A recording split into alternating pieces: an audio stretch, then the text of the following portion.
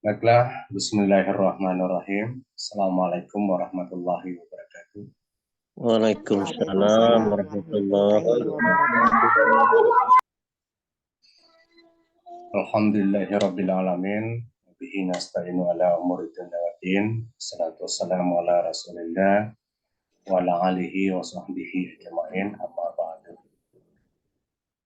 Bapak-bapak, ibu-ibu yang saya hormati, Alhamdulillah atas keberkahan dan limpahan nikmat yang tercurahkan kepada kita semua sehingga dipertemukan dalam forum Zoom ini dalam rangka melanjutkan perkuliahan desain dan produksi media pembelajaran PAI.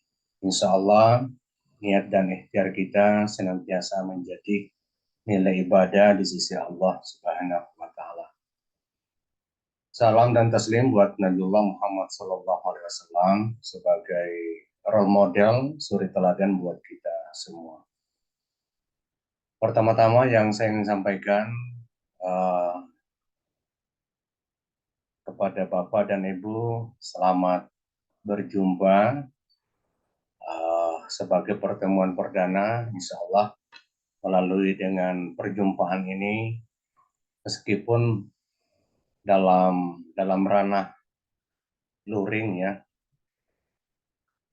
luring ya, atau online, menjadi satu momentum perekat silaturahmi ke depan untuk mengembangkan kualitas diri, meningkatkan mutu pendidikan Islam itu sendiri.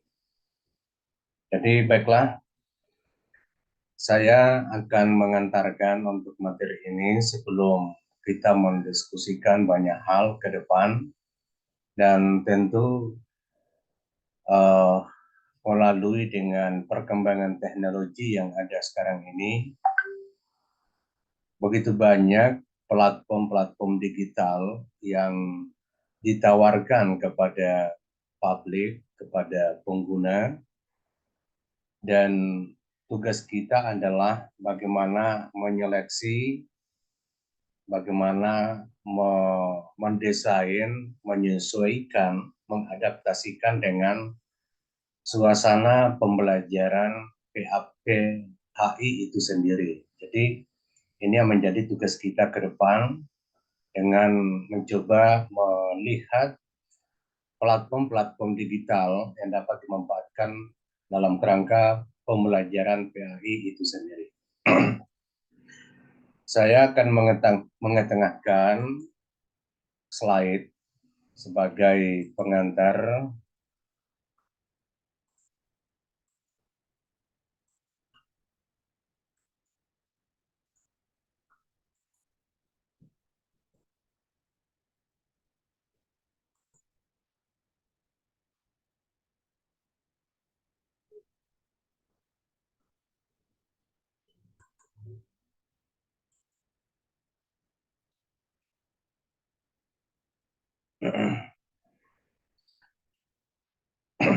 Jadi pada prinsipnya adalah kita tentu bersama-sama belajar mengkaji tentang bagaimana memanfaatkan media pembelajaran yang arahnya adalah yang berbasis digital itu sendiri. Dan pengenalan terhadap berbagai platform-platform digital yang dapat dimanfaatkan untuk pembelajaran, tentu tugas kita adalah bagaimana menjaga prinsip-prinsip dasar di dalam baik secara esensial epistemologi pendidikan agama Islam maupun dari konteks desain bahan ajar desain media itu sendiri. Jadi ini ada dua hal yang tentu kita selalu jaga dalam konteks baik secara prinsip pembelajaran PAI maupun dalam konteks desain media yang berbasis digital itu sendiri. kita melihat bahwa ya, uh, problem pembelajaran PAI yang dihadapi sekarang ini tentu sifatnya kompleks ya. Jadi ada beberapa variabel yang saling tarik ulur, saling mempengaruhi bagaimana eksistensi dan kualitas pembelajaran PAI itu sendiri. Jadi yang pertama adalah digitalisasi. Jadi di era revolusi industri 4.0 ini tentu memiliki peran yang sangat besar, memiliki andil yang sangat kuat untuk melakukan transformasi di dalam pembelajaran PAI itu sendiri. Meskipun digitalisasi ini sudah berkembang sejak 10 tahun yang lalu. Namun di dalam konteks keindonesiaan nanti berkembang secara masif dan akseleratif pemanfaatan digital dalam pembelajaran itu sekitar 2-3 tahun yang lalu ketika ada bencana alam, pandemi COVID-19 yang menuntut kita untuk melakukan social distancing. Ada pengaturan jarak antara yang satu dengan yang lain, termasuk guru dan peserta didik. Sedangkan kegiatan pembelajaran tidak boleh dihentikan. Dan disinilah dengan adanya kondisi ini dalam keterdesakan, emergensi, maka mau tidak mau kita harus cepat beradaptasi dengan dunia digital.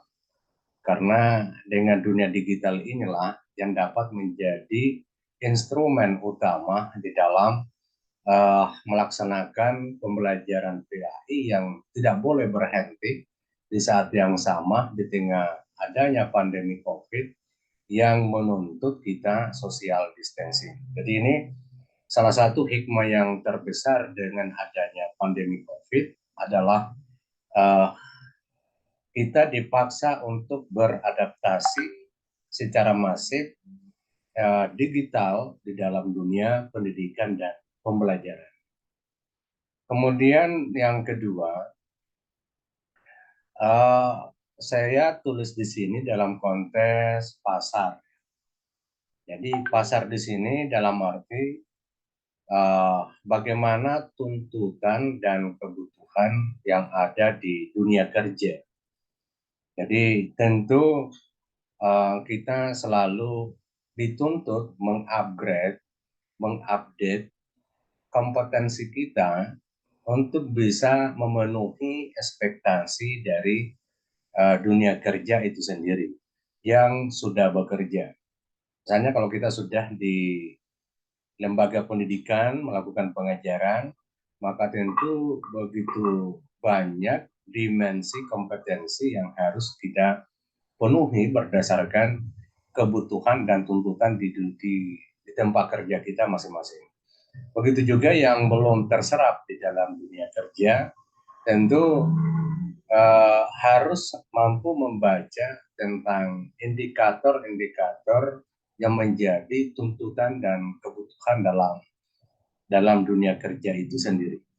Jadi ini problem pahit tentu bagaimana keluar dari lingkaran permasalahan yang ada di sini, yakni mencoba untuk memenuhi harapan, memberikan jalan keluar, dan tentu dapat menjadi sebuah daya pikat bagi masyarakat bahwa PAI itu sudah berkualitas sesuai dengan tuntutan dan kebutuhan zaman. Kenapa harus kita merelevansikan atau membangun semacam link and match? Ada relasi yang kuat dengan dunia kerja atau pangsa pasar, karena kita diperhadapkan dengan kompetisi. Jadi ada persaingan yang sangat kuat, persaingan yang sangat hebat dengan kompetitor-kompetitor lainnya. Jadi di sini kita tentu bagaimana melakukan kreativitas dan inovasi dalam pembelajaran PAI agar dapat menjadi pemenang dalam kompetisi di masyarakatnya. Jadi misalnya kita mengajar di sekolah atau di madrasah atau di pesantren, tentu berhadapan dengan kompetitor-kompetitor sebagai rival di dalam membangun kepercayaan dari masyarakat. Nah, disinilah kompetisi ini terbangun yang menuntut kita untuk harus berorientasi kepada mutu. Jadi mutu ini tentu yang menjadi ukuran, menjadi standar atau tolok ukur bagi masyarakat.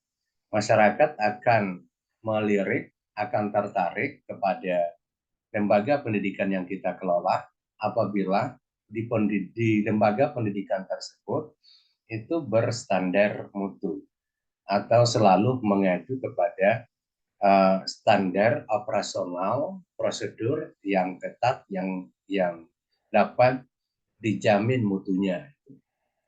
Nah, di dalam memperkuat kualitas atau mutu di lembaga pendidikan, terutama di dalam konteks pembelajaran PAI ini, maka kita sebagai masyarakat akademik tentu selalu berbasis dengan data, berbasis dengan metodologi, berbasis dengan kaidah-kaidah ilmiah. Jadi itulah perlu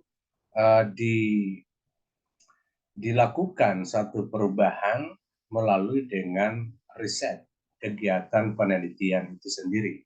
Jadi kita tidak mengambil suatu ide gagasan berdasarkan asumsi-asumsi, tetapi berdasarkan rekomendasi dari penelitian itu sendiri, sehingga bisa dipertanggungjawabkan.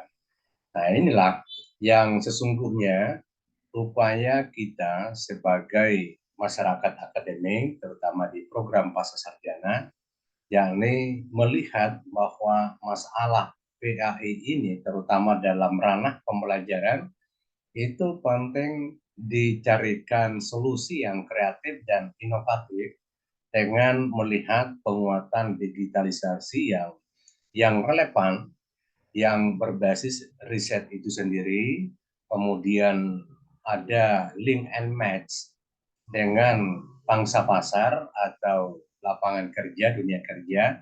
Tentu di sini lebih banyak dilakukan melalui dengan tracer study. Lalu kita dibutuhkan ada dedikasi yang tinggi karena diperhadapkan oleh suatu budaya baru yang disebut dengan kompetisi. Nah, disinilah tentu agar PAI bisa keluar dari problem itu sendiri, maka semuanya harus mengacu kepada standar mutu, ya, baik secara nasional maupun secara institusional. Kalau secara nasional ada yang disebut dengan standar nasional pendidikan, ya di sini ada 8 ya, ada 8 standar, standar luaran, standar isi, standar proses, standar pengelolaan, standar penilaian, standar tenaga pendidik dan kependidikan, standar sarpras, dan standar pendanaan. Ya, tentu dengan mutu ini, apakah itu melihat atau menggunakan prinsip-prinsip kerja di dalam peningkatan mutu atau pengendalian mutu yang banyak diterapkan orang adalah BPEPP ya. Ada perencanaan, pelaksanaan, evaluasi, kemudian perbaikan dan pengendalian. Jadi itu yang banyak digunakan terutama di perguruan tinggi menerapkan teori BPEPP di dalam menjamin dan mengendalikan mutu khususnya kepada mutu pembelajaran.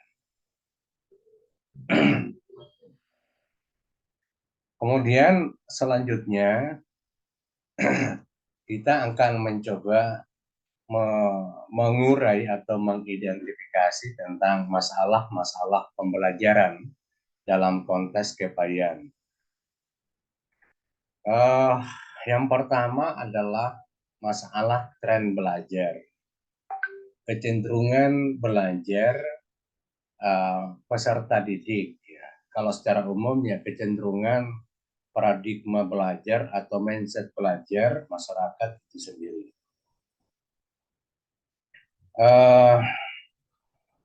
Terkait dengan tren belajar sekarang ini, misalnya kita diarahkan kepada tren belajar yang bersifat pragmatis. Ya.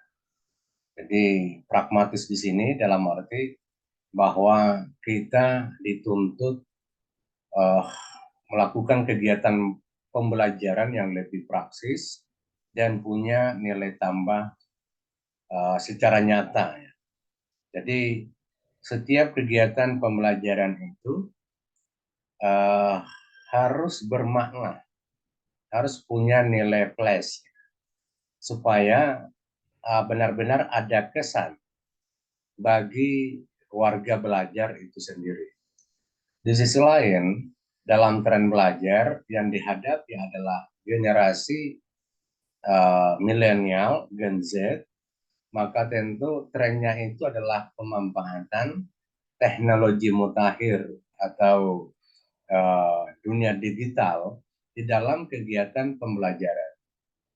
Nah, termasuk juga pengelolaan pembelajaran itu sendiri yang biasa disebut dengan learning, ya, pembelajaran elektronik yang dikemas di dalam sistem informasi manajemen pendidikan dan learning management system LMS-nya, itu yang menjadi bagian dari tren pembelajaran secara kelembagaan di dunia pendidikan. Ya, kalau kita di YIN sudah punya SIM, sudah ada LMS-nya yang disebut dengan Edlink. Nah, disinilah merupakan perangkat lunak yang digunakan untuk pengelolaan kegiatan pembelajaran, baik secara sinkronos maupun secara asinkronos, baik secara langsung maupun secara tidak langsung. Nah, tentu dalam tren belajar di masa sekarang ini, kita harus hati-hati dengan membawa objek tentang mata pelajaran PAI. Karena ketika digeneralisasi mata pelajaran untuk diadaptasikan ke dalam dunia digital, maka seringkali berimplikasi besar ya kepada baik secara keilmuan maupun secara praksis ya dalam konteks mata pelajaran PAI itu sendiri. Nah, mata pelajaran PAI yang saya kira Bapak Ibu sudah sangat menguasai itu memiliki distingsi ya, ada ciri khasnya yang menjadi pembeda dengan mata pelajaran yang lain. Yang tentu di sini distingsi yang dimaksud adalah pembelajaran atau PAI itu sendiri dari segi epistemologinya itu berbeda dengan mata pelajaran seperti mata pelajaran ilmu sosial atau mata pelajaran eksak atau mata pelajaran yang bersifat humaniora. Jadi PAI ini punya metodologi berpikir yang berbeda dengan mata pelajaran yang bersifat umum. Kalau mata pelajaran yang bersifat umum itu punya tahapan-tahapan dalam berpikir itu dimulai dengan skeptisisme, ya. Dimulai dengan keraguan. Itu bagi mata pelajaran umum. Nah, dari keraguan itu dilakukan selanjutnya adalah trial and error. Ada uji coba, ada eksperimen. Jadi dimulai dari keraguan, kemudian dari keraguan ini harus dicarikan jalan keluar, maka dilakukanlah eksperimen, uji coba, trial and error. Kemudian dari situ melahirkan satu jawaban ya tentu dianggap sebagai jawaban yang benar dan seterusnya. Kalau dalam dunia PAI itu bukan berangkat dari kontes skeptisisme, tetapi berangkat dari kontes keimanan. Ada keyakinan bahwa di dalam Islam itu, di dalam PAI itu, apa yang menjadi sumber normatif di dalam Islam, yakni Al-Quran dan As-Sunnah, itu harus diyakini. Tidak boleh uh,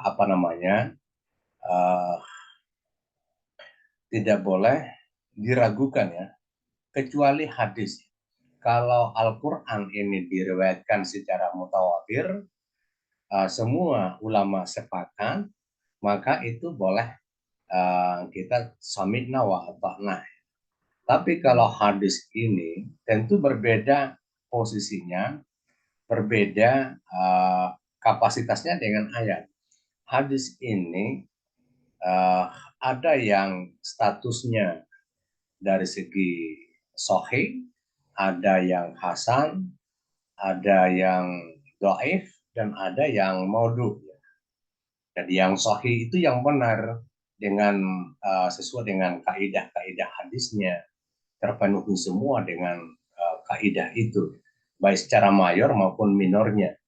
Kalau yang disebut dengan hasan itu sudah mulai melemah ya. Hasan itu hadis yang baik, tapi tidak sekuat dengan hadis yang disebut dengan sahih.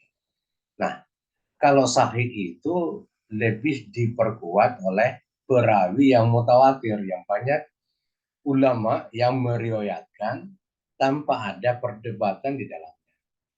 Kalau yang hasan itu adalah kekuatan hadis yang ada satu jalur periwayat hadis yang nyambung, yang kontinu dan tidak diragukan. Jadi itu hasan baik tapi tidak sekuat kebenarannya dengan kategori sahih. Nah, kalau yang misalnya dhaif yang lemah itu adalah yang terputus, misalnya yang terputus sanadnya atau yang diragukan perawinya itu ya. Salah satu perawi hadis yang diragukan mungkin karena pernah cacat, punya cerita negatif dan seterusnya. Kalau yang maudhu ini adalah hadis yang hoax ya, yang memang diciptakan untuk hadis yang palsu ya, diciptakan untuk kepentingan tertentu. Jadi itu uh, dalam konteks kifayah, maka hadis yang sahih, hadis yang hasan itu ya perlu kita sami'na wa ata'na. Jadi kalau dalam kajian hadis itu ya ada dua kitab hadis sahih yang dikategorikan itu memiliki level yang tinggi, yakni kitab hadis sahih Bukhari dan kitab hadis sahih Muslim. Jadi itu dalam konteks bagaimana kita memahami hadis yang harus dijadikan sebagai sumber normatif Islam yang kedua ya, setelah Al-Quran. Nah ini harus kita sami'na wa ta'na dalam konteks ini. Kemudian yang kedua, ayat atau hadis itu perlu dilakukan kajian. Karena Islam itu prinsipnya adalah mengembangkan misi rahmatan lil alamin. Jadi misi rahmatan lil alamin ini tentu panduannya dari Al-Quran dan As-Sunnah. Ya, jadi kita melakukan kajian di dalam Islam itu ya tentu bagaimana ayat atau hadis ini kita bisa implementasikan di dalam kehidupan sosial. Makanya berangkat dari ayat atau hadis, lalu melakukan kajian, melakukan riset, setelah itu akan menemukan konteks kebenarannya. Ternyata tahap kebenaran di dalam di dalam Islam itu kan ada level-levelnya juga. Ada level yakin, ada ainul yakin, ada hakul yakin. Jadi level inilah yang berangkat dari yakin, meyakini tentang kebenaran, kemudian ainul yakin, ini karena kita meyakini kebenaran itu karena kita saksikan ya, ada kesaksian tentang kebenaran itu. Sedangkan hakul yakin itu yang memang sebuah keyakinan yang di backup oleh nurani kita ya, di backup oleh asadar atau hati kita. Nah itu perbedaan dalam konteks mindset. Satu berangkat dari skeptisisme, yang satunya berangkat dari keimanan. Jadi inilah yang saya kira perlu kita hati-hati di dalam memanfaatkan apa namanya digital untuk mendesain program pembelajaran PHI. Kemudian desain konten. Jadi ini juga yang menjadi permasalahan di dalam dunia pembelajaran adalah guru uh, seringkali diperhadapkan oleh masalah tentang desain konten. Karena di sini dibutuhkan kecakapan, dibutuhkan satu kemampuan, dan tentu ketekunan dan kesabaran. Ya, desain konten ini di sini juga banyak friksi-friksi yang seringkali menjadi perdebatan. Jadi mendesain konten pembelajaran atau istilah dalam pembelajaran itu pengembangan bahan ajar berbasis digital misalnya. Jadi bagaimana bahan ajar ini kita desain sehingga memiliki nilai efektivitas, nilai efisiensi, nilai daya tarik, atau nilai respon, dan bahkan ya memiliki nilai motivasi di dalam belajar. Nah, ini desain konten yang biasanya, yang umumnya guru-guru muda ini punya kemampuan di dalam mendesain konten pembelajaran. Jadi ya tentu ya salah satu yang kita gunakan hari ini adalah melalui dengan presentasi, melalui dengan penggunaan aplikasi PowerPoint. Jadi itu salah satu contoh di dalam konteks desain konten pembelajaran. Jadi ada beberapa pilihan di dalam desain konten pembelajaran, dan saya kira ini Bapak Ibu, saudara-saudara sekalian, ini menjadi tuntutan dan kebutuhan kita ke depan. Bagaimana bahan ajar ini benar-benar kita kembangkan berdasarkan relevansi dengan seluruh variabel yang terkait dengan pembelajaran. Kemudian sistem belajar PAI.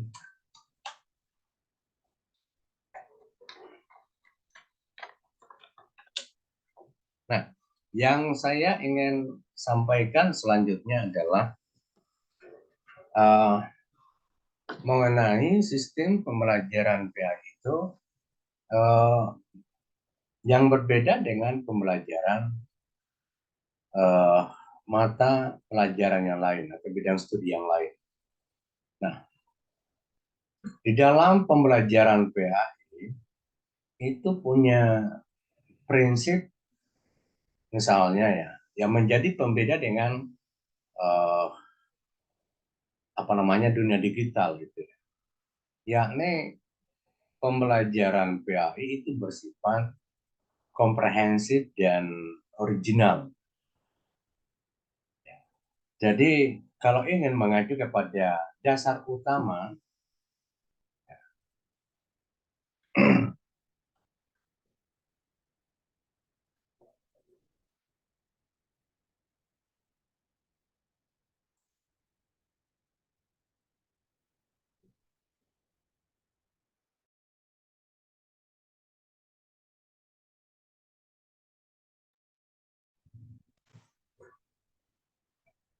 maaf ya, ada gangguan tadi.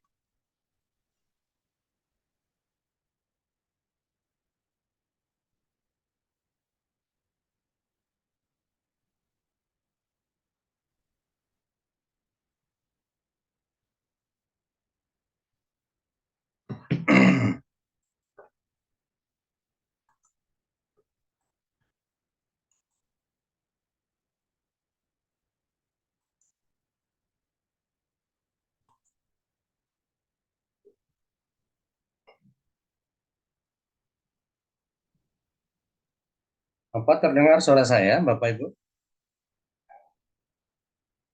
Ya, ya Pak, bisa Iya Pak, lanjut. Terdengar, dengar Pak. Pak. Ya, oke, saya lanjut lagi. Jadi, sistem pembelajaran dalam PAI ini tentu mengacu kepada sebuah sistem yang komprehensif. Salah satu dasar yang menjadi acuan kita di dalam pengembangan pembelajaran PAI itu kita kembangkan di dalam surah Al-Alaq 1 sampai 5. Jadi Al-Alaq 1 sampai 5 itu adalah berbicara tentang komponen-komponen pembelajaran yang harus dihadirkan ya, dalam setiap kegiatan pembelajaran. Jadi misalnya uh, di ayat pertama, Iqra bismi rabbikal ladzi khalaq, bacalah dengan menyebut nama Tuhanmu. Jadi ini menuju kepada tujuan pembelajaran. Jadi setiap kali kita mengajar di PAI atau mengajarkan PAI, ujung-ujungnya itu adalah pengenalan kepada Allah Subhanahu wa Ta'ala sebagai Tuhan yang kita yakini, dan dari situlah menjadi tertanam sebuah kesadaran. Ada kesadaran lalu dapat menginspirasi atau dapat memercikan cahaya-cahaya ke seluruh komponen tubuh manusia, sehingga bisa berpikir dengan baik, bisa melakukan beraktivitas, tangan kita bekerja sesuai dengan pancaran ilahi dan seterusnya. Jadi itu hal yang fundamental orientasi pembelajaran di dalam PAI itu adalah Iqra bismi rabbikal ladzi khalaq. Kemudian khalaqal insana min alaq, yang menciptakan manusia dari segumpal darah misalnya. Nah, ini menunjuk kepada materi, bahan ajar. Jadi bahan ajar ini yang kita akan ajarkan nantinya itu benar-benar menuju kepada ayat pertama. Jadi bahan ajar apapun yang kita ajarkan selalu memperkuat pencapaian tujuan. Jadi kemudian Iqra wa rabbukal akram, ya, bahwa uh, bacalah bahwa Tuhanmu lah yang maha pemurah. Nah, di sini konteksnya adalah Allah Subhanahu wa Ta'ala sebagai Rabb, sebagai Tuhan. Dalam Rabb ini berkembang dari segi kosakatanya berkembang menjadi tarbiyah, dari kata Rabb, tarbiyah. Jadi kita maknai bahwa Rabbukal Akram ini adalah pendidik. Jadi pendidik yang maha pemurah itu adalah berarti apa yang dimiliki oleh pendidik itu memberikan segalanya kepada peserta didiknya. Jadi itu ada nilai-nilai ketulusan. Kalau dalam sifat kenabian itu ada yang disebut dengan tabligh, ya, menyampaikan, ada transparansi, tidak ada yang disembunyikan. Sesuai dengan kemampuan menerima peserta didik, sesuai dengan apa yang dibutuhkan oleh peserta didik, ya, sesuai dengan apa yang bisa membantu peserta didik dalam hal membangun kesadaran, mengembangkan kompetensi, dan seterusnya. Kemudian alladzi 'allama bil qalam, dengan mengajarkan melalui dengan perantaraan kalam. Jadi ini ada dua persepsi perantaraan kalam ini, ada yang menyebut sebagai media, ada juga yang menyebut sebagai metode. Nah, ini sebagai landasan normatif kita di dalam mata kuliah ini, bahwa ternyata di dalam ayat ini menunjuk bahwa pentingnya penggunaan media di dalam kegiatan pembelajaran PAI. Bahwa Allah Subhanahu wa Ta'ala saja melalui dalam ayat ini itu menegaskan bahwa memberikan informasi kepada hambanya itu membutuhkan media, membutuhkan metode. Jadi yang terakhir itu adalah alamal insana malan ya Allah. Jadi kepada siapa pengetahuan ilmu itu diberikan adalah yakni manusia yang tidak mengetahui apa-apa. Berarti peserta didik yang tidak mengetahui tentang kerahasiaan Tuhan, tentang alam semesta, tentang apa saja yang perlu kita ketahui untuk bisa menjadi manusia yang sesungguhnya. Nah, ini sistem belajar PAI ini ya tentu kita harus jadikan sebagai asas fundamental dan prinsip-prinsip di dalam mendesain pembelajaran PAI, terutama memanfaatkan media digital, memanfaatkan platform digital di dalam mendesain pembelajaran PAI itu sendiri. Kemudian kompetensi PAI. Kompetensi PAI ya tentu tadi kita sudah menggambarkan ya bagaimana prinsip-prinsip sistem pembelajaran PAI di dalam Al-Alaq 1 sampai 5.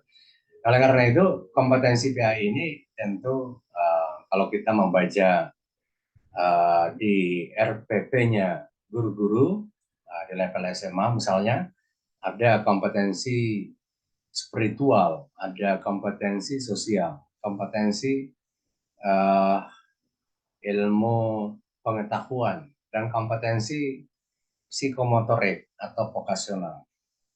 Jadi ada kompetensi sosial, spiritual, pengetahuan, dan vokasional atau keterampilan.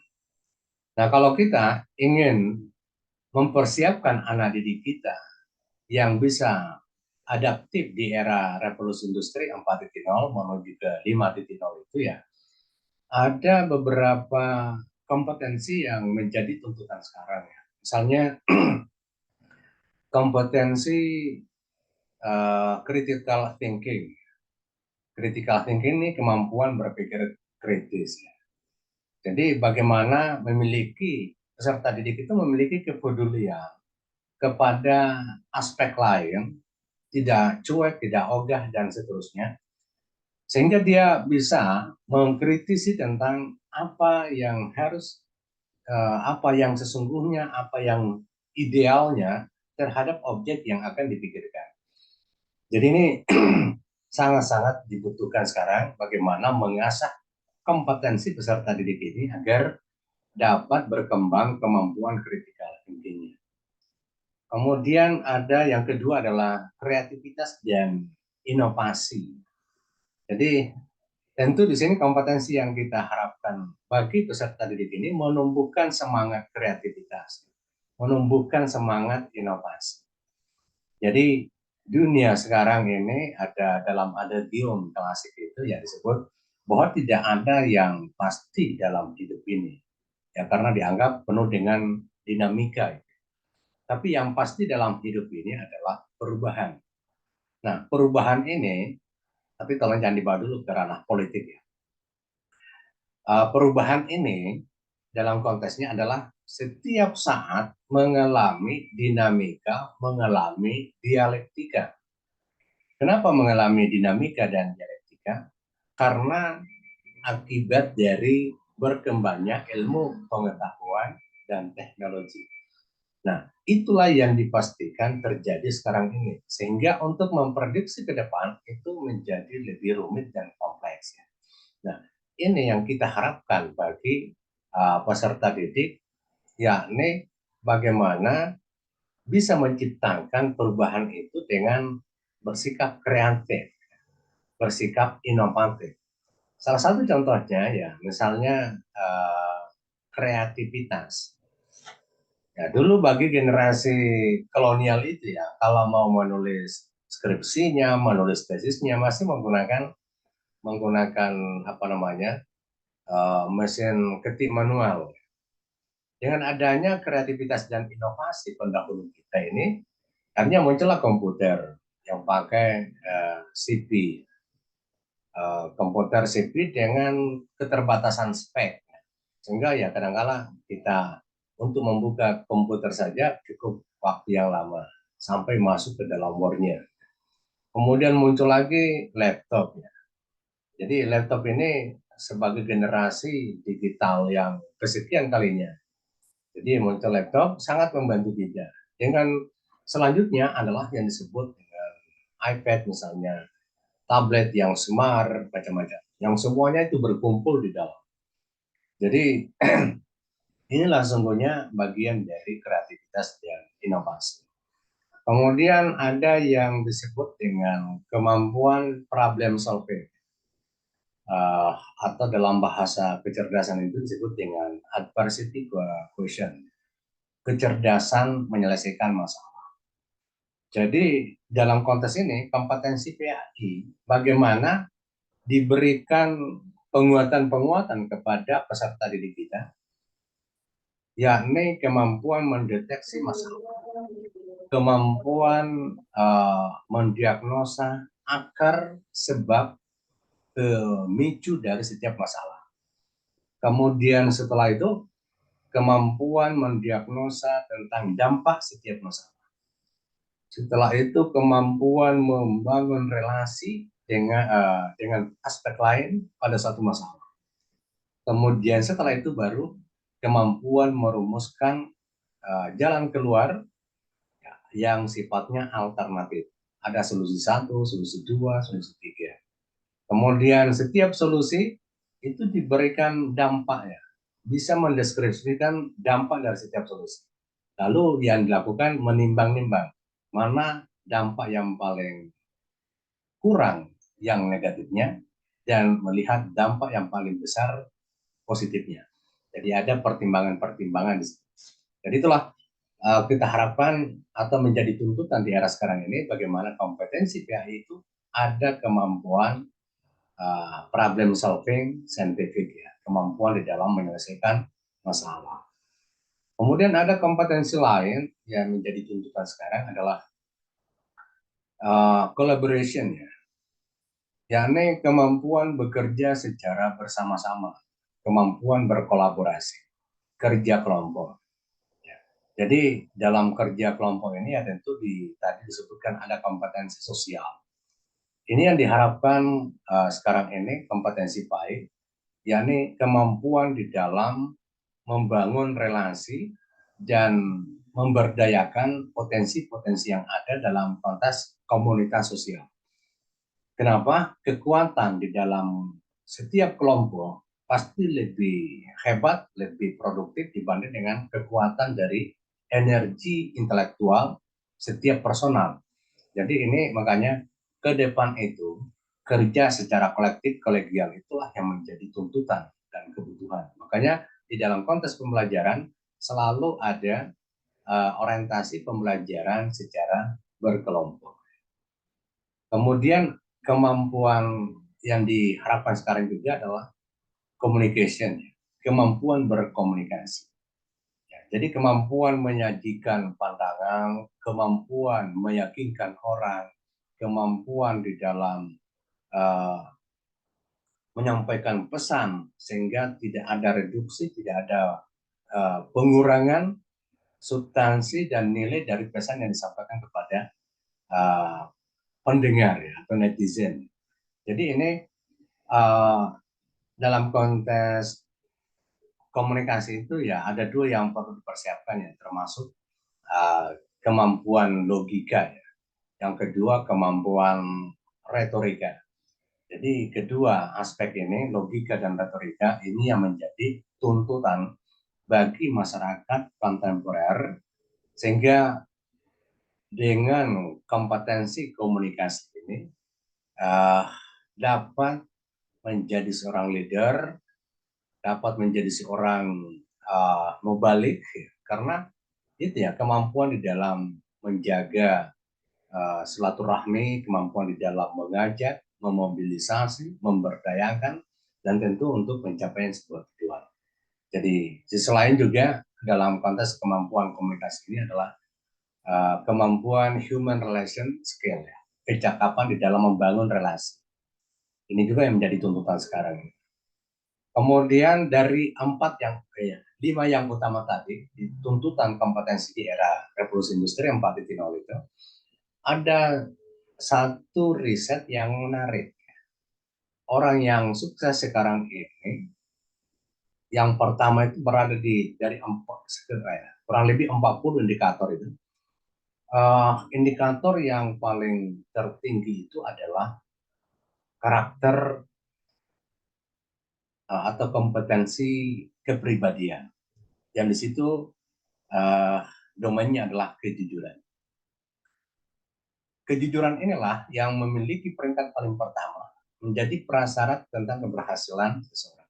Nah ini sangat penting ya, penting bagi kita sebagai guru di dalam mengajarkan PAI, dibangun prinsip-prinsip kejujuran, dibangun budaya jujur di dalam kegiatan pembelajaran.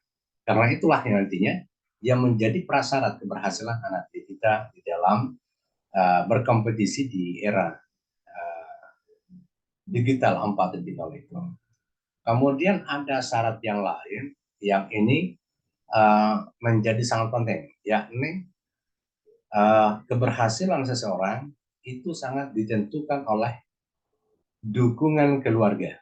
Nah, ini juga yang jadi tantangan kita. Dalam arti bahwa dalam kegiatan pembelajaran itu setidaknya kita bisa bermitra dengan keluarga, orang tua, peserta didik. Keluarga, orang tua, atau wali peserta didik ini memberikan support yang masif, yang tinggi kepada kegiatan pembelajaran PAI di sekolah. Jadi, tindakan apapun yang dilakukan oleh guru akan selalu mendapat support dari keluarga. Nah, dengan demikian, maka guru dengan leluasa, dengan jiwa yang senang, dapat berkreasi, berinovasi dalam konteks kegiatan pembelajaran. Jangan seperti kasus kemarin, di mana ini guru menyuruh siswanya untuk sholat, siswanya tidak mau, lalu ditegur, mungkin tersinggung siswanya, melapor ke orang tuanya marah dan memarahi gurunya. Ini problem mendasar sekarang yang sering kita lihat, saksikan, baca di media. Begitu banyak masyarakat yang menggugat, yang menyudutkan ya profesi guru karena ketidakrelaan menerima tindakan guru kepada anak-anaknya karena ketidakmampuan di dalam beradaptasi di pembelajaran. Jadi ini supaya ada semacam sinergitas antara guru dengan keluarga, orang tua, peserta didik, maka harus dibangun kebersamaan itu untuk saling mensupport. Jadi paling tidak ini gambaran tentang kompetensi baik ke depan seperti apa yang kita harus kembangkan. Kemudian kegiatan pembelajaran itu yang bersifat efektif dan efisien. Jadi kalau efektif ini berdaya guna dan efisien ini berhasil guna. Jadi maaf misalnya Bapak itu biasanya kita ini di dalam melakukan atau mempersiapkan kegiatan pembelajaran selalu berpikir efektif ya. Apakah dengan menggunakan media tertentu ini kegiatan pembelajaran efektif kan? Ya. Efektif ini dalam konteks apa memiliki peran yang besar untuk pencapaian tujuan. Jadi misalnya gini, kita dituntut memiliki laptop ya di dalam mengajar. Nah, laptop ini ada yang harga 3 juta, ada harga yang 5 juta, ada harga 15, ada yang 25. Nah, tentu kita melihat bahwa harga itu menentukan speknya, harga itu menentukan kualitas. Tapi kita mau berpikir efektif sekaligus efisien. Jangan sampai ya kita memilih harga yang 25, sedangkan harga 25 ini berdampak ke psikologi misalnya. Ya, karena kita masih misalnya sebagai ASN baru ya, kadang-kala ya kita terprovokasi dengan harga-harga yang mahal ya, dari produk IT itu sendiri, sehingga membuat kita ini menjadi kesulitan dalam membiayai aspek yang lain. Akhirnya terganggu konsentrasi dalam menyiapkan pembelajaran. Padahal fungsinya sama, ya sama-sama ada war-nya, ya, atau office-nya sama-sama. Ya, mungkin saja dari sisi speed-nya atau spek-nya, fasilitasnya itu agak yang berbeda. Tapi intinya adalah kita mencari yang efektif dan efisien.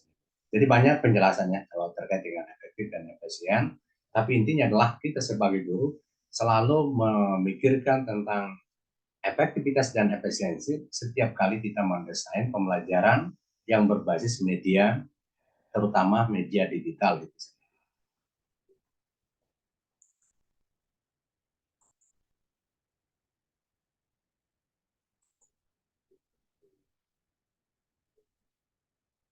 Paling tidak ini nanti menjadi aktivitas kita,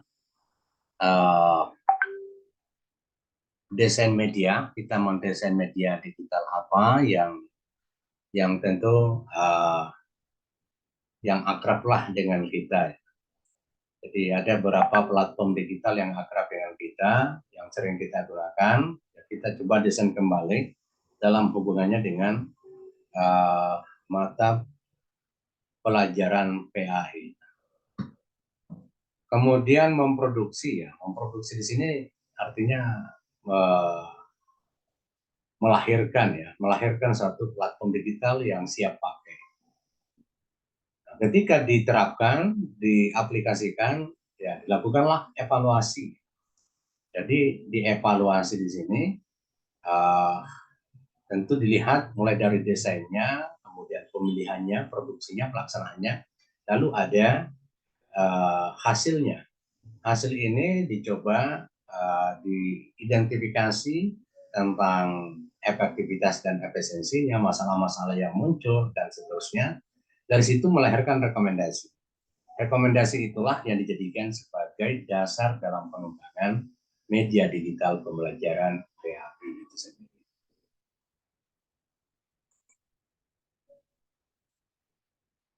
Oke, saya ingin mencoba untuk berbagi kepada teman-teman bagaimana tren pembelajaran digital. Ini juga berdasarkan dengan saya punya penelitian di tahun lalu 2021 terkait dengan pembelajaran digital di perguruan tinggi. Kalau tahun lalu saya meneliti tentang pembelajaran digital di level SMA, mengambil mata pelajaran PAI dan Budi Pekerti, tapi itu skopnya penelitian internasional. Ya, ini kerjasama dengan salah seorang dosen di Malaysia dan membandingkan pemanfaatan pembelajaran digital di Malaysia dengan Indonesia. Itu penelitian kami tahun lalu ya, 2022. Alhamdulillah hasilnya ya, kalau 2021 hasilnya ada bukunya, tapi fokus penelitiannya itu di perguruan tinggi. Pemanfaatan atau penggunaan pembelajaran digital di perguruan tinggi. Nah, kalau yang aspek lain ada jurnalnya Sinta 2, ada proceeding internasionalnya. Itu juga dengan penelitian kami tahun 2022, karena penelitian internasional sehingga harus melahirkan jurnal internasional dan proceeding internasional. Jadi ini blended learning, ini trennya blended learning. Jadi sekolah yang baik itu sekolah yang punya LMS kalau mau menjadikan sebagai pembelajaran yang berbasis digital. Ketika kami melakukan penelitian kepemimpinan berbasis digital di SMP Kota Parepare, tapi ranahnya kepemimpinan, ada salah seorang kepala sekolah bertanya kepada kami, Pak, gimana ini LMS? Ada yang menawarkan itu penggunaan LMS di sekolah. Saya bilang bagus sekali, tapi lihat dulu bagaimana model transaksinya. Transaksi itu ya tidak ada produk yang gratis. Hanya dia bilang itu dibayar berdasarkan jumlah siswa. Jadi ada nominal harga yang disebutkan. Saya bilang memang agak mahal ya dengan sistem itu. Ada sistem lain beli produk, tapi ada garansi. Kemudian ada juga beli produk tapi ada maintenance. Jadi itu ada berapa cara-cara di dalam pembelian produk satu platform digital dalam bentuk LMS itu sendiri. Kalau salah kalau di Adlink ini beli produk, kemudian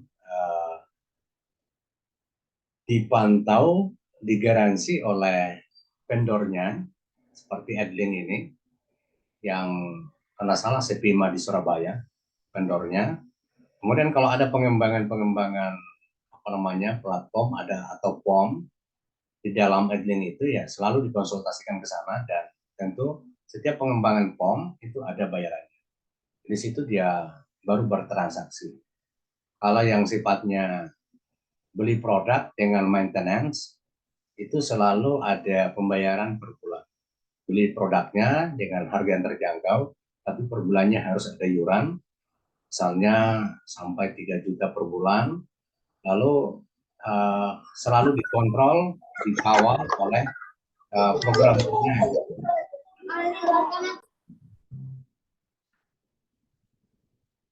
Kemudian kita melihat ini blended learning ya memang satu konsepsi pembelajaran yang sangat membantu sekarang ini, yakni pembelajaran yang sifatnya online dan real time. Online tentu kapan dan di mana saja real time. Ketika real time-nya ya kapan kita butuh kita bisa buka karena ada LMS-nya. Nah, jadi misalnya ada Bapak Ibu yang kurang sehat di rumah saja. Ya dengan pembelajaran online yang kita lakukan sekarang ini kan semuanya bisa hadir. Tadi teman-teman kita dari Papua itu bisa mengikuti meskipun aktivitas kita di tempat masing-masing itu tetap bisa berjalan. Jadi ini kelebihannya blended learning. Kalau misalnya mau mencari tugas atau informasi baru ya bisa kapan saja kita bisa buka LMS atau Adlin misalnya. Jadi itu bagian dari kelebihannya. Sisi lain dengan penggunaan digital ini kita bisa men-search referensi yang begitu mudah.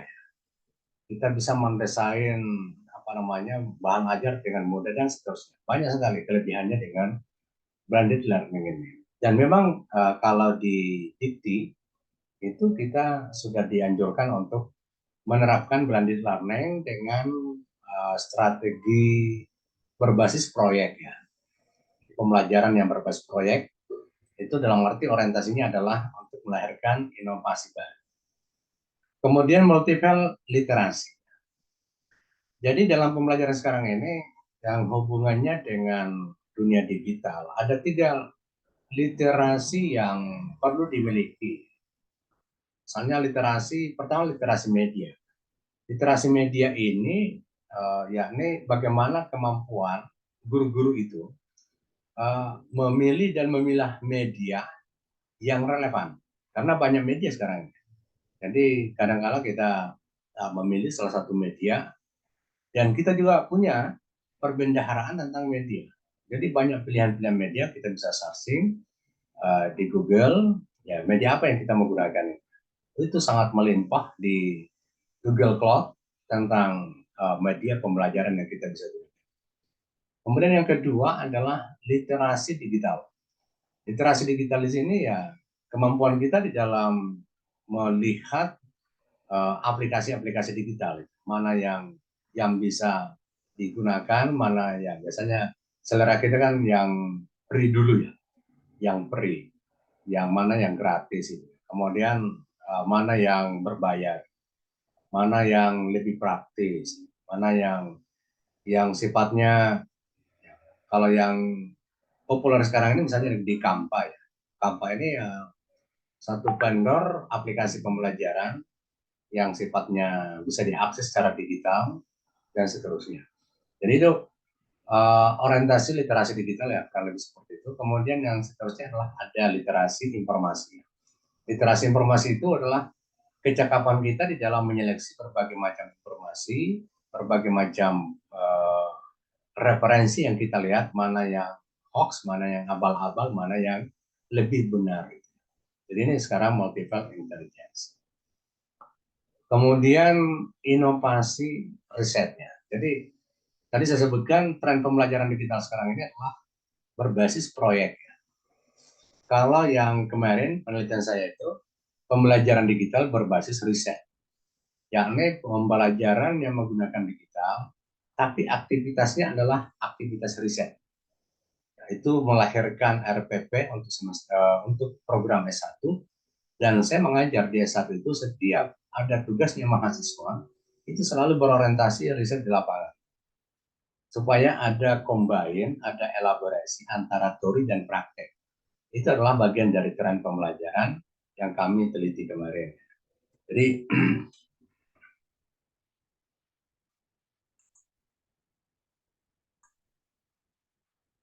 kemudian selanjutnya adalah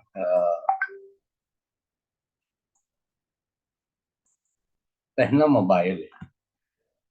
Jadi pembelajaran yang bisa dibawa kemana-mana. Dan ya sekarang ini kan ada tablet, ada iPad, ada handphone Android. Ya, itu bisa memfasilitasi kita ini pembelajaran yang sifatnya mobile. Jadi kapan dan di mana saja kita bisa lakukan kegiatan pembelajaran. Tidak mesti di dalam kelas yang real, bisa juga di kelas yang nyata, bisa dilakukan dengan sinkronos, bisa juga dengan asinkronos. Jadi itu semua tren pembelajaran yang perlu kita kaji secara mendalam ya, sebagai pertimbangan nantinya mana yang relevan, mana yang efektif, mana yang efisien dan seterusnya. Kemudian bahan ajar digital ya. Tren pembelajaran sekarang ini bahan ajar digital itu bagaimana bahan ajar ini dikembangkan. Apakah dalam bentuk presentasi, apakah dalam bentuk buku atau apa namanya teks, ada dalam bentuk e-book, ada yang berbentuk book PDF, ada yang flipbook, kemudian ada yang book beraudio macam-macam. Kemudian yang ketiga adalah bahan ajar yang didesain dalam bentuk video ya, dalam bentuk film, dalam bentuk animasi macam-macam atau film story. Jadi itu pengembangan bahan ajar digital yang lagi trennya sekarang ini. Nah, cuma tadi saya singgung itu adalah kemampuan di dalam membuat konten.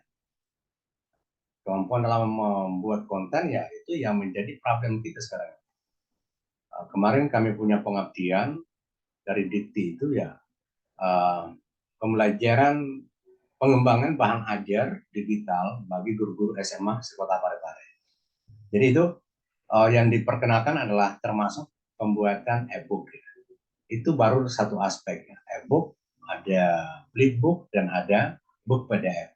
Itu baru satu aspek. Dan memang ya itu yang kita diamanahkan untuk memperkenalkan, mendampingi, memfasilitasi guru-guru untuk bisa memahami dan menguasai pengembangan bahan ajar yang berbasis teks itu sendiri atau dalam bentuk book. Kemudian pembelajaran sekarang kolaborasi kontekstual, pembelajaran berkelompok dan bersifat kontekstual. Tema-temanya itu ya ada istilah itu kedisinian dan kekinian, atau yang sifatnya itu adalah ada novelty dan ada proximity. Novelty adalah kebaruan, proximity itu adalah sesuatu yang ada di sekitar kita. Jadi itu yang dipelajari. Jangan sampai anak-anak menghayal ketika dia belajar karena dia tidak jangkau ya. Jadi misalnya orang Sulbar ya, belajar tentang kereta api, dia akan menghayal karena dia tidak pernah lihat kereta api ya. Jangankan kereta api, relnya saja tidak pernah lihat. Kecuali kalau orang baru ya sampai ke Makassar, itu kalau bicara kereta api tidak menghayal lagi. Jadi itu maksudnya adalah kita memberikan pelajaran yang sesuatu yang ada dalam kehidupan realnya. Itu untuk memudahkan daya serap peserta didik. Termasuk yang novelty-nya, adakah sesuatu yang baru? Jadi misalnya bagi teman-teman yang mengajarkan tentang sejarah, tidak apa-apa sejarah di masa lalu kita sampaikan, tetapi kata kuncinya apa yang novelty di dalam bahan ajar itu? Adakah sesuatu yang baru? Ini yang menjadi perhatian kita untuk melihat di mana novelty setiap bahan ajar yang kita sampaikan kepada peserta didik. Kemudian assessment tools. Jadi assessment tools ini adalah penilaian-penilaian yang bersifat tools atau yang menggunakan digital. Ada yang bersifat kuis, ada yang menggunakan monkey, dan seterusnya. Ada beberapa, nanti saya perlihatkan itu uh, contoh-contoh platform digitalnya. Kemudian tren pembelajaran sekarang ini adalah diseminasi, ya, publikasi. Jadi setiap hasil proyek kerja teman-teman itu harus dideseminasikan dan harus dipublikasikan. Diseminasi itu adalah dipresentasikan minimal di dalam kelas di hadapan teman-teman, kemudian dipublikasikan itu yakni apa namanya melalui dengan jurnal atau proceeding. Jadi itu dalam konteks pembelajaran digital. Setiap kegiatan pembelajaran menggunakan pendekatan proyek, tugas mahasiswa yang bersifat kontekstual, lalu itu diseminarkan, presentasikan, lalu kita melakukan publikasi pada jurnal yang terakreditasi. Itu tren di dalam konteks pembelajaran konten.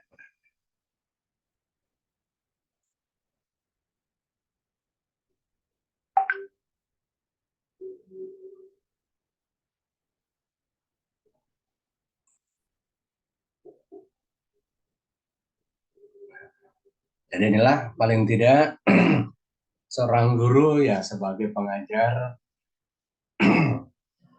Jadi tugasnya pengajar itu adalah bagaimana mengkondisikan, ya. Jadi ada prakondisi peserta didik untuk bisa terlahir atau tercipta peristiwa belajar.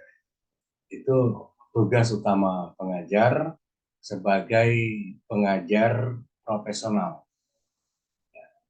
Jadi ini yang menjadi gambaran tentang bagaimana posisi guru dalam mempersiapkan pembelajaran yang berbasis digital atau penggunaan media pembelajaran.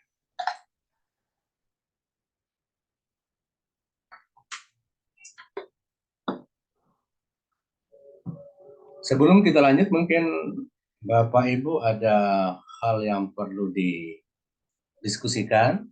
Silakan Bapak Ibu.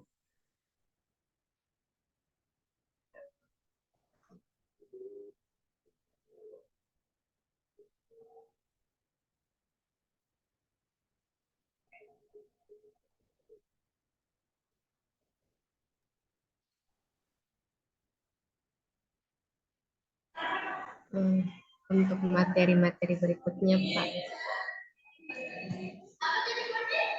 Oke.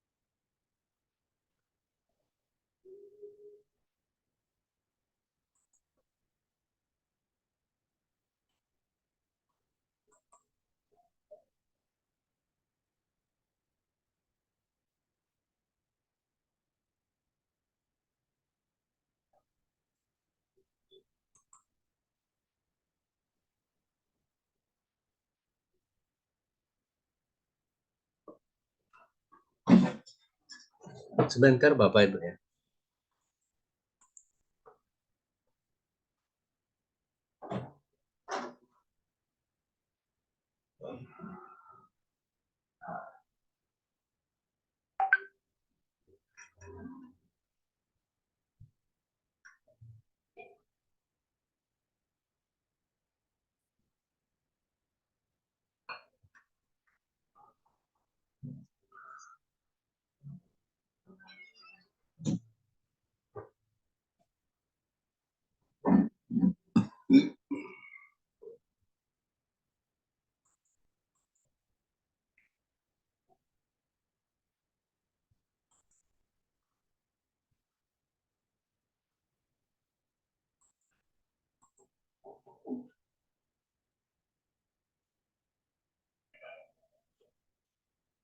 Berapa orang di kelas ini Bapak Ibu? Jumlahnya ada 30 orang, 30 orang. Oh ya. Berarti kurang hadir semua ya? Ada yang tidak sempat mungkin Pak terkendala jaringan karena mati lampu. Terus ada satu atas nama Ibu Susiani itu dari pertemuan pertama memang belum sempat hadir, belum pernah hadir. Berarti jumlahnya 29 ya?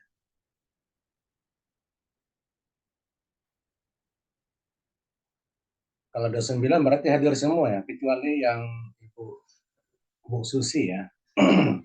Ya Pak.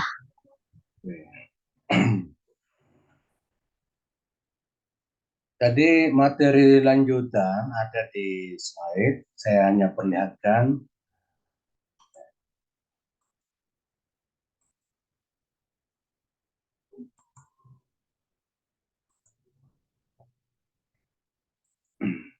Dan nanti Bapak Ibu yang kembangkan di slide ini terkait dengan desain media.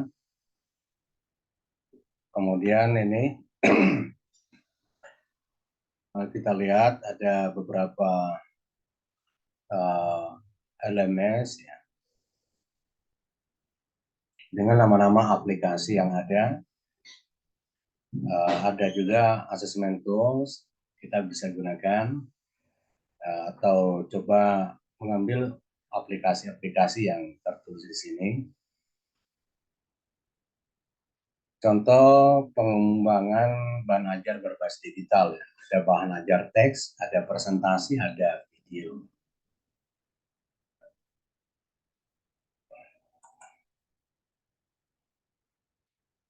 Ini nanti kalau Bapak Ibu yang mau kembangkan sendiri silakan ya. Ini contoh-contoh dari berbagai platform digital yang kita bisa kembangkan untuk kegiatan pembelajaran.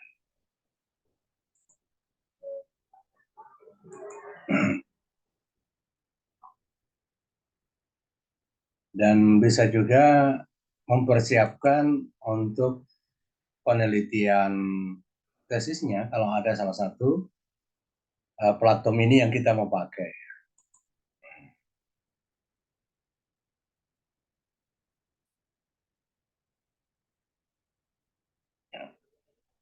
Segera ini tugasnya yang ditunggu-tunggu Bapak Ibu.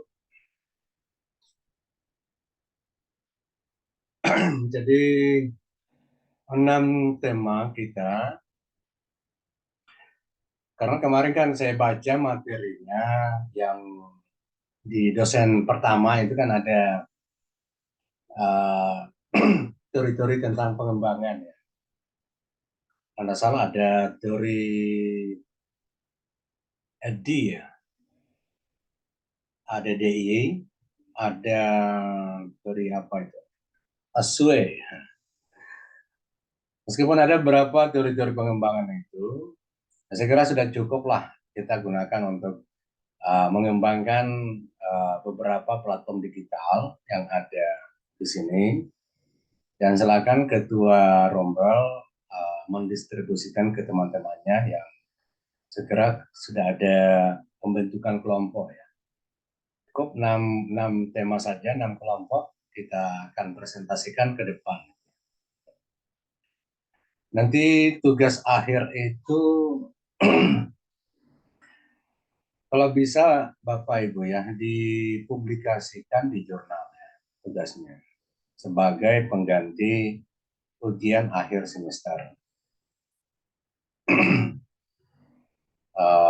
Bisa kalau jurnal di Fakultas Tarbiyah, jurnal PAI sesungguhnya itu sudah Sinta 4 ya. Saya sendiri yang sebagai chief editornya ya, pengelolanya. Bisa mensubmit di situ dengan melihat template yang ada. Itu Sinta 4 sudah lumayan. Bagi Bapak Ibu yang butuh kredit untuk kenaikan pangkat itu sangat sangat membantu. Tapi ya tentu dalam publikasinya tidak bisa dipublikasikan secara bersamaan. Misalnya ini 6, langsung dipublikasi, diambil semua oleh teman-teman mahasiswa pasca, itu bisa menjatuhkan eh, apa ya, grade dari jurnal itu sendiri. Kenapa ya? Jurnal itu harus punya sumber tulisan dari berbagai perguruan tinggi. Kalau semuanya dari dalam itu langsung drop penilaian dari tim akreditasi. Boleh jadi diambil terbitan apa namanya, edisi ini satu satu tulisan, nanti edisi tahun depan. Ya, dalam 1 tahun itu 2 edisi. Itu bisa saja dipertimbangkan ya, apabila bisa disesuaikan dengan apa namanya, template-nya. Tapi banyak beberapa pengolah jurnal teman-teman di luar, juga di bidang PAI. Di Fakultas Tarbiyah ada jurnal yang dikelola oleh Prodi PAI, ada jurnal yang dikelola oleh Prodi IPS, Tadris IPS, itu bisa juga masuk di sini. Oke, silakan Bapak Ibu, kalau ada yang mau ditanyakan terkait dengan tugasnya masing-masing, Ya. silakan. Mohon izin bertanya Pak, Oke. Dr. Jamaluddin Mangka. Ya. Terkait tadi masalah tugas yang dipublish di jurnal Pak, apakah yang dipublish itu yang tugas kelompok tadi yang ini Pak ya? Atau ada tugas individu? Terima kasih Pak. Oke, tugas kelompok saja ini kadang membuat naik kolesterol ya, apalagi kalau ditambah lagi tugas mandiri ya. Cukuplah tugas kelompok ini ya. Jadi nanti kalau tugas kelompok ya cukup 1 orang yang buat akun ya. Jangan semua buat akun gitu. Cukup 1 orang yang mewakili untuk mensubmit tulisan kita. Jadi tidak ada lagi tugas mandiri ya. Mandiri ini dalam arti tidak didiskusikan lagi ya. Ini maksudnya ya, nomor 7 ya. Tidak didiskusikan lagi. Pokoknya mandirilah dalam kelompok itu, silakan berkreasi, mencari jurnal yang dituju untuk dipublikasikan. Itu biar supaya ada nilai tambah buat teman-teman, mudah-mudahan direspon oleh pihak jurnal, dan itu akan memberikan dampak positif buat kita. Kita sangat gembira kalau tulisan kita, karya kita itu bisa terpublish karena pasti dibaca oleh orang. Dan nantinya juga yang kedua, ketika teman-teman memiliki Google Scholar, itu bisa ditambah masuk. Ketika ditambah masuk, naskah tulisan kita yang terpublish, kita masukkan ke dalam Google Scholar. Google Scholar inilah yang menjadi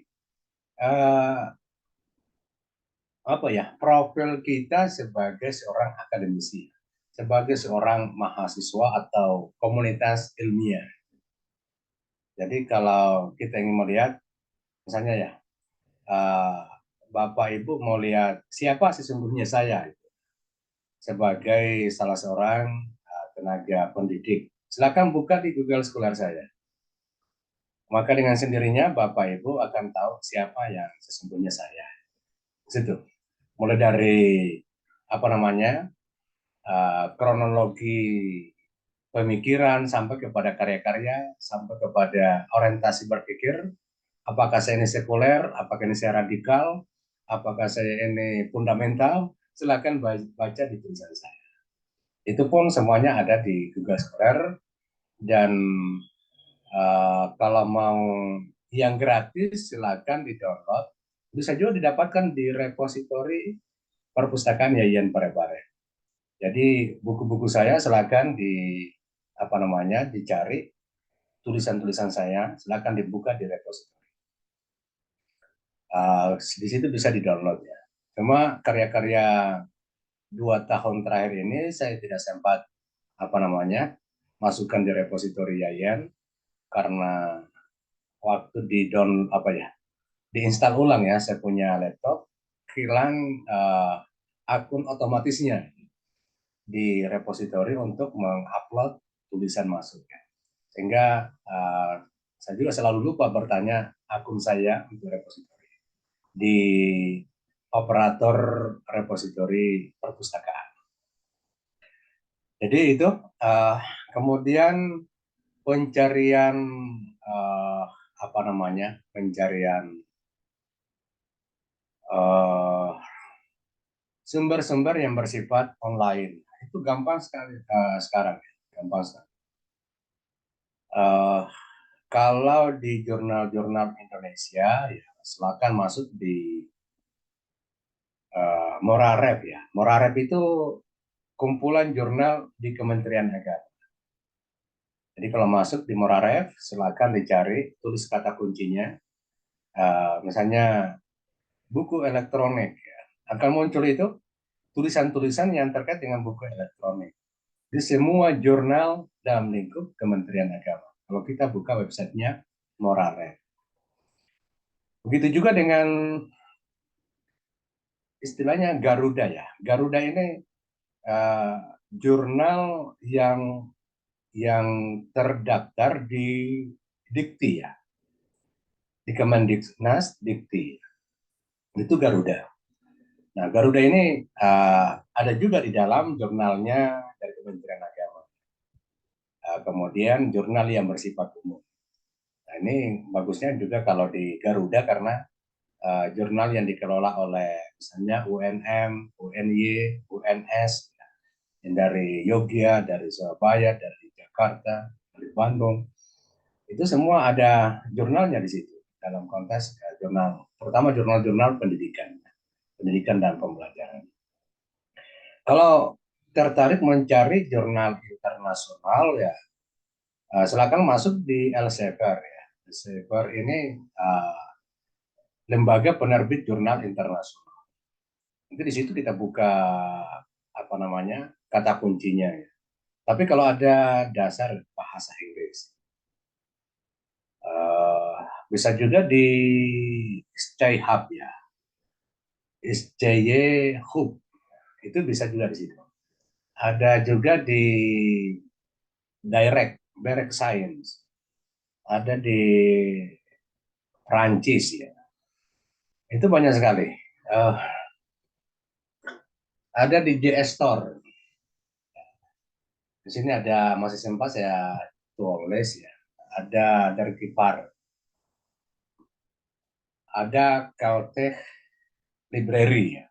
Jadi itu referensi jurnal ya, referensi jurnal. Kalau ingin mencari buku, silakan dibuka termasuk Google Scholar ya, dibuka Google Scholar mencari buku. Kemudian ada aplikasi yang sangat membantu itu adalah Harzing. Harzing namanya. HARZING. Itu yang biasa saya gunakan untuk mendeteksi buku ya. Kalau saya menggunakan aplikasi Harzing ini,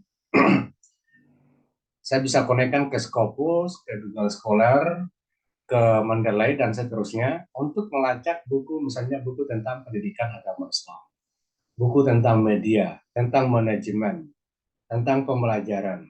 Kadang-kala kita mendapatkan buku dalam waktu 1-2 menit itu sampai 10 buku yang terlacak dan gratis semua. Nah itu sehingga ya memudahkan saya. Kadang saya menulis buku tidak pernah ke perpustakaan. Jadi karena kita semua bisa menghadirkan perpustakaan di laptop kita. Atau kalau Bapak Ibu butuh tambahan referensi, nanti saya kasih file atau folder buku-buku yang saya punya, yang saya koleksi ya. Itu kalau nggak salah sampai 25 GB. Itu dari buku mulai dari Kutubus Sittah, Kutubus Tis'ah, kitab-kitab tafsir, ulama klasik, kemudian referensi tentang filsafat klasik, filsafat Yunani, sampai filsafat modern, tentang metodologi penelitian, tentang ilmu sosiologi, antropologi, komunikasi. Ya, salah itu ya bisa dibagikanlah buat teman-teman. Kita ini harus tablik, menyampaikan, transparan. Bagi yang membutuhkan. Kalau tidak membutuhkan, nggak apa-apa juga. Ya, demi nanti bagaimana. Sangat kami butuhkan Pak Dokter. Ya, Itu Pak. pokoknya saya selalu begitu ya. Uh, ya nanti satu saat kita ketemu bawa hard disk eksternal, kemudian kebetulan bawa laptop, ya silakan ya, ada di laptop saya. Dan itu ada dosen senior dulu, dia stres ya menyelesaikan disertasi tentang hadis, karena tafsir hadis dia teliti. Waktu itu pertama muncul populer namanya aplikasi Maktabah Syamil. Maktabah Syamil itu satu aplikasi yang di dalamnya ribuan kitab. Kalau mencari satu isu tentang yang mau dibahas dalam kacamata hadis, itu kalau kita ke perpustakaan tentang mencari bagaimana landasan hadisnya tentang syirik misalnya, itu kadang-kala kita hanya bisa menemukan di satu dua kitab hadis Sahih Bukhari Muslim, itu sudah setengah hari. Itu kalau manual, ya manualnya ya belum tentu kita tahu benar itu manualnya. Yang kedua, kita tahu kadang juga tidak sabaran. Baru kita sementara mencari ada telepon, tinggalkan lagi. Tapi menggunakan aplikasi itu tidak sampai 1 menit sudah keluar ya. Kalau bicara tentang syirik ada di kitab Sahih Bukhari di jilid sekian, di bab sekian, halaman sekian, itu dalam waktu yang singkat. Kemudian di Sahih Muslim ada juga di bab sekian, itu mudah sekali. Jadi itulah sekarang kita ini mahasiswa pasca yang menggandrungi ya dunia digital ya, teknologi informasi dan komunikasi, ya tentu kita harus akrab dengan ini. Itu tidak ada alasan ya. Dan sangat membantu sekali, sangat membantu sekali. Sehingga saya belakangan ini suka meneliti yang berbau digital, Saya meneliti tentang pembelajaran berbasis digital di perguruan tinggi, pembelajaran berbasis digital di SMA, kepemimpinan berbasis digital di SMP, macam-macam. Ada pembuatan pengembangan bahan ajar digital untuk di guru SMA. Makanya hari ini sementara saya mensubmit satu proposal penelitian tentang pembelajaran PAI di SMK yang berbasis digital. Bahkan tahun 2018 yang pertama itu saya meneliti tentang cover school. Bagaimana penerapan cover school dalam pembelajaran PAI di SMK. Itu bersama teman dari Sengkang. Meskipun saya tidak terlalu lincah ya mengembangkan aplikasi-aplikasi pembelajaran, karena sekarang selalu berkembang ya. Hanya dosen-dosen muda ya, mahasiswa-mahasiswa yang punya waktu banyak. Kadang-kadang kita ini baru 15 menit duduk sudah kayak pada muncul penyakit-penyakit gitu ya, sudah berusia gitu. Jadi saya harapkan ya teman-teman ya silakan girah kita untuk mengupdate dan mengakses ya, produk-produk digital terbaru yang ada relasinya dengan kegiatan pembelajaran terutama PAI. Oke, masih ada Bapak Ibu?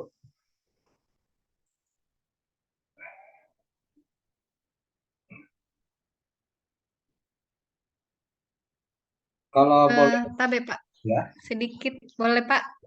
silakan Ibu Marwah ya. Ya, ini terkait tadi tugas akhir yang untuk menerbitkan jurnal. Jadi ada dari mata kuliah yang lain juga yang meminta kami untuk menerbitkan jurnal sebenarnya.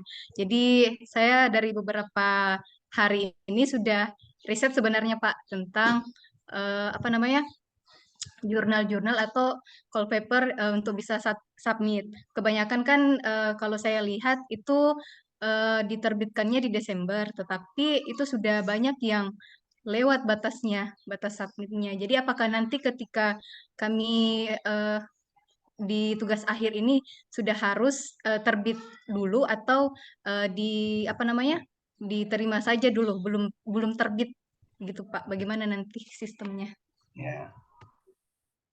Ya karena saya pengelola jurnal, malah 2 jurnal saya kelola sekarang. Jurnal IDM ya untuk manajemen pendidikan Islam dan jurnal Al-Islah untuk Fakultas Tarbiyah. Saya chief editornya keduanya. Jadi saya menyampaikan ini bukan untuk menggantung ya atau menjebak Bapak Ibu, tidak. Yang intinya substansinya itu adalah yang penting Bapak Ibu mensubmitnya dan mengirimkan screenshotnya. Gitu. Apa betul sudah disubmit? Ya. Kalau ditunggu tentang kapan publikasinya, itu tidak keluar nilai Bapak Ibu itu kalau itu yang mau ditunggu. Saya hanya ingin bagaimana Bapak Ibu ini mengenal jurnal dan bisa mensubmit di dalam. Contohnya begini, ada 1-2 tahun yang lalu ya, ada beberapa teman guru di Parepare terdesak oleh karya ilmiah. Ada makalahnya, tapi tidak ada jurnalnya. Pada saat yang sama dituntut cepat memasukkan berkas untuk kenaikan pangkat. Sehingga suaminya menelpon ke saya. Tolong dibantu ibu ini dengan beberapa temannya. Dituntut harus punya karya ilmiah yang terpublikasi. Saya bilang, kalau yang terakreditasi itu rumit. Karena itu tadi, menunggu edisinya. Kan ada edisi Desember, ada juga yang ambil edisi September. Ada yang 2 kali dalam setahun, ada juga yang 3 kali. Artinya apa? Saya harus calling anggota, karena di luar juga saya membina 2 jurnal. Di luar, saya membina 2 jurnal. Tapi itu belum terakreditasi. Hanya saya kasih tahu, kalau di luar itu ada 2 jurnal, saya kelola, saya kontrol anak-anak yang bekerja. Tapi itu butuh servis itu ya. Nah, tapi itu jurnalnya jurnal OJS dan online ya, online. Bisa terbaca secara online. Dan itu punya ISSN. Tapi belum diusulkan untuk terakreditasi. Yang penting ada. Ketika dilacak, ada linknya, dilacak, itu muncul, itu sudah sangat membantu. Nah, itulah yang saya harapkan kepada teman-teman. Jangan sampai mahasiswa alumni kita ini sama dengan suasana yang saya sampaikan tadi itu. Saya tidak mau. Yang kedua adalah kurikulum sekarang ini tuntutannya adalah ada MBKM dan ada OB. Yang sebelumnya itu kan kurikulumnya SNPT, Standar Nasional Perguruan Tinggi.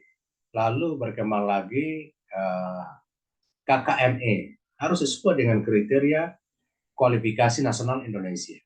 Setelah itu berkembang lagi namanya MBKM, Merdeka Belajar Kampus Merdeka. Nah, sekarang ini dituntut lagi harus sesuai dengan OB. OB ini Outcome Based Education.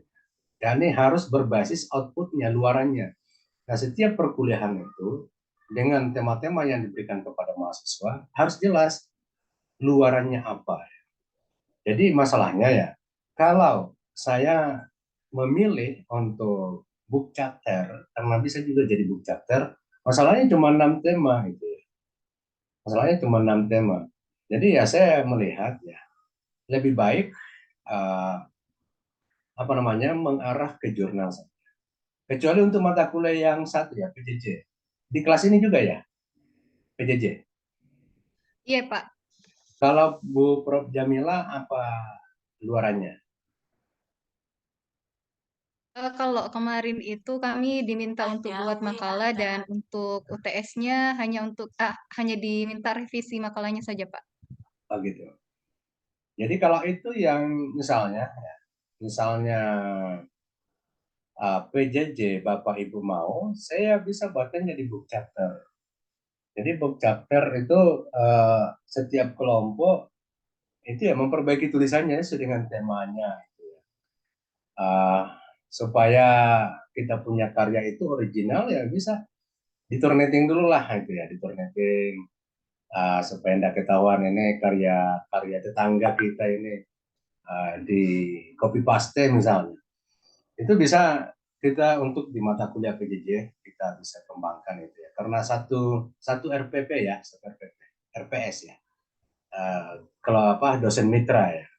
Karena memang di semester lalu itu saya pembinanya bersama dengan Prof. Ahmad. Ketika Prof. Ahmad, mantan rektor, pindah ke Kendari, akhirnya saya bermitra dengan Ibu Prof. Jamila.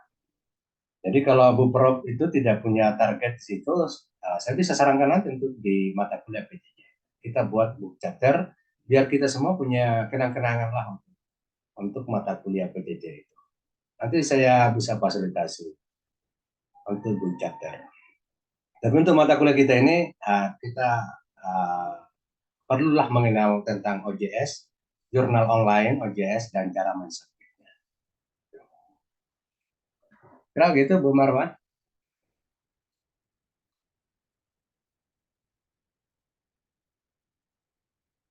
Mungkin masih ada yang lain, Bapak Ibu?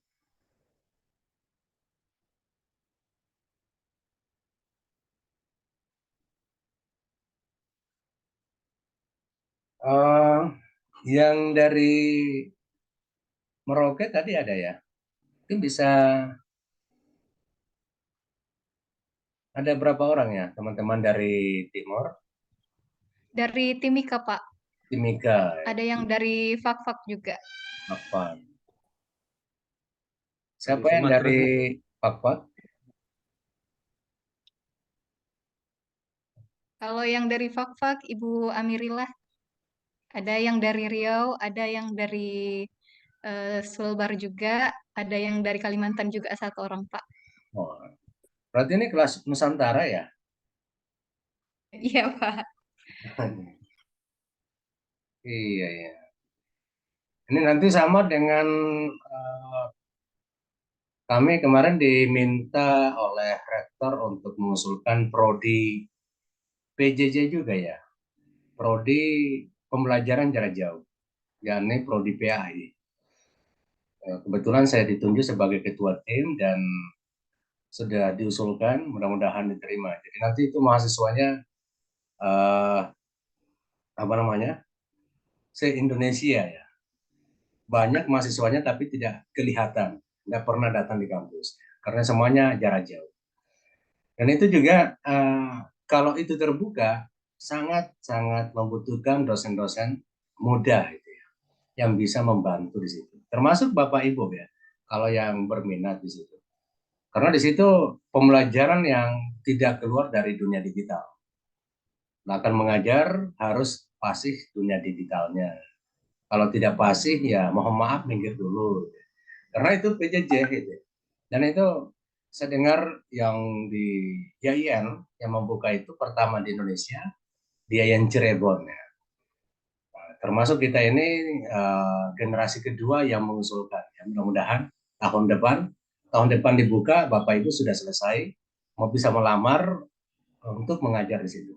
Tapi itu dilatih dulu cara pengolahan pembelajaran, penggunaan aplikasi, dan seterusnya. Itu bisa saja meskipun tinggal di Riau, itu mau mengajar, kalau mudah direspon oleh pimpinan, itu mengajar di Riau, tapi mengajarnya di Yayan Parepare untuk prodi PJJ PAI. No problem itu. Itulah hebatnya di era digital sekarang.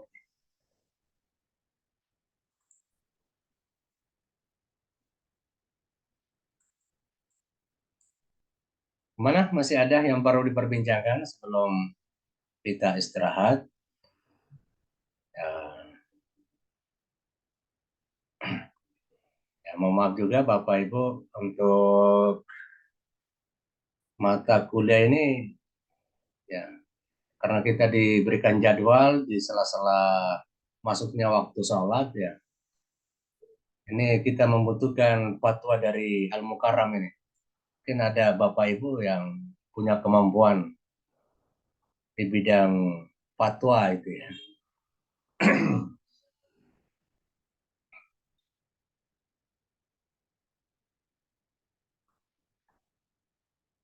Baiklah Bapak Ibu, kalau sudah tidak ada perlu yang didiskusikan, nanti insya Allah di pertemuan akan datang pertemuan yang kedua, mudah-mudahan sudah ada yang bisa tampil kelompok satu untuk mendiskusikan. Dan Ibu Marwa, saya tunggu konfirmasi untuk mata kuliah PJJ, kapan waktunya. Kalau hari Jumat itu saya break 1 hari. Setelah Jumat ya. Silakan ya. Kalau sebelum Jumat tidak bisa ya.